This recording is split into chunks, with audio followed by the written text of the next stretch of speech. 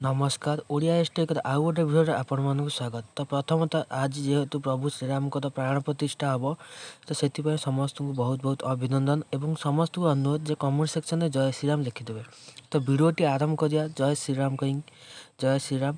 तो भिडियोटा आज रोचे जे पीएम किसान जो रही तार 16तम किस्ती आसो केबे आसो एवं कौ दिन आपण अकाउंट को पैसा ट्रांसफर हम से विषय जानिया। तो भिडियो शेष पर्यटन देखूँ जमी आप देखिए लिखा है पीएम किसान जो honourable prime minister has release 15 instalment of the PM Kisan on 15 November 2023। तो आपण मैंने जानते हैं पीएम किसान वर्ष को 3 थर मिलता है। तो जेहेतु 15 नवेम्बर मिली तो जेहेतु 3 मास गैप रही तो जनवरी फेब्रुआरी मार्च रू एप्रिल भितर 16तम किस्ती देखा मिल जाव।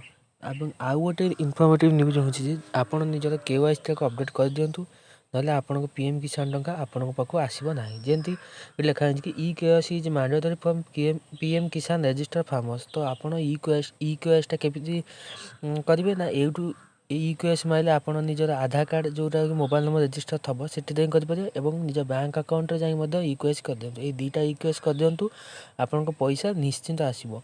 किंतु यदि ई केवाईसी करूना आप पैसा आसो ना।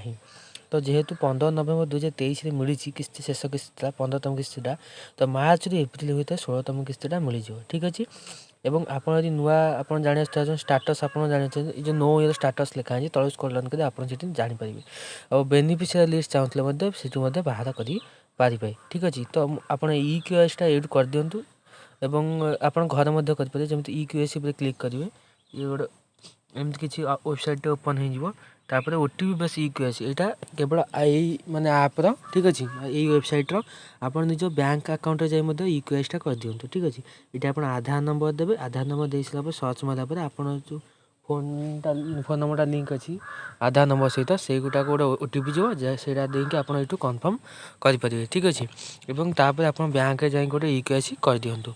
तो वीडियोटी भल लगे वीडियोटी लाइक करदे चैनल को सब्सक्राइब करदे।